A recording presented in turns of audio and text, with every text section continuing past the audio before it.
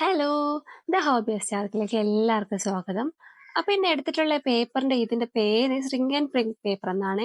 ഫ്രണ്ടിൽ ഒരു ഗ്ലാസ് ഫിനിഷും ബാക്കിൽ ഒരു പേപ്പർ ടെക്സ്ചറും ആണ് ഇതിനുള്ളത്. കൂടെ തന്നെ നമ്മുടെ സോഫ്റ്റ് പേസ്റ്റൽസ് എടുത്തിട്ടുണ്ട്. പിന്നെ 2-3 കളർ പെൻസിലും.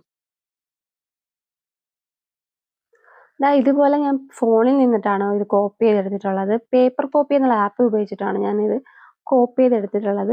ഇതിനെ നമുക്ക് നേരെ സ്ട്രിംഗ് ആൻഡ് പ്രിന്റ് പേപ്പറിലോട്ട് കൂടെ കോപ്പി ചെയ്തെടുക്കാം.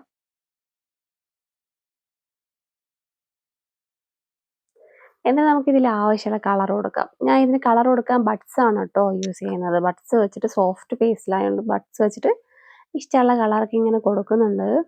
എൻ്റെ ഇഷ്ടത്തിനനുസരിച്ച് എനിക്ക് അറിയാവുന്നത് പോലെയൊക്കെ ഞാൻ കളറിങ് ചെയ്യുന്നുണ്ട്. അപ്പോൾ ഇതുപോലെ മൊത്തത്തിലൊന്ന് കളർ ചെയ്ത് ഷെയ്ഡിങ് ഒക്കെ കൊടുത്തിട്ട് നമുക്കെടുക്കാം. അങ്ങനെ നമ്മുടെ മീൻകൂട്ടിന് കളർ ചെയ്തെടുത്തിട്ടുണ്ട് കേട്ടോ. പിന്നെ കുറച്ച് എന്താ പറയുക റിയലിസ്റ്റിക് ഒരു ലുക്ക് വരാൻ വേണ്ടിയിട്ട് ഞാൻ കളർ പെൻസിൽ ഉപയോഗിച്ചിട്ട് കുറച്ച് ഷെയ്ഡിങ് ഒക്കെ കൊടുക്കുന്നുണ്ട്. ഡാർക്ക് ഷെയ്ഡിങ് ഒക്കെ കൊടുക്കുമ്പോൾ കുറച്ചുകൂടെ കാണാൻ ഭംഗിയുണ്ടാവും. കളറൊക്കെ കൊടുത്ത് ഫിനിഷാക്കി ഞാൻ കട്ട് ചെയ്തെടുക്കുകയാണ്. പെൻ നൈഫ് യൂസ് ചെയ്തിട്ടാണ് ഞാൻ കട്ട് ചെയ്തെടുക്കുന്നത്. ഇതൊരു പേപ്പർ പോലെയല്ല.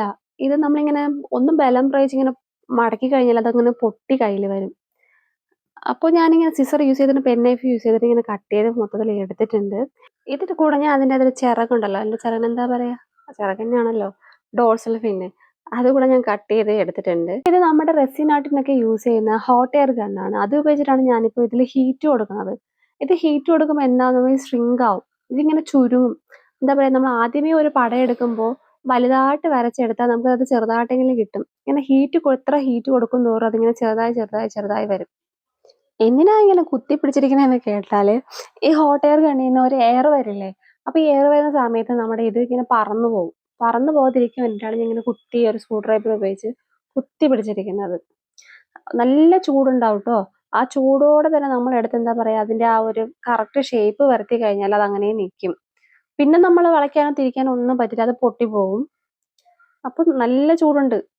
നല്ല ചൂടോടെ എടുത്ത് ഞാൻ അതിനെ ഇത് ചെയ്യുന്നുണ്ട്, ഷേപ്പ് ആക്കണ്ടോ, ഇതുപോലെ ഷേപ്പ് ആക്കി എടുത്തിട്ടുണ്ട്.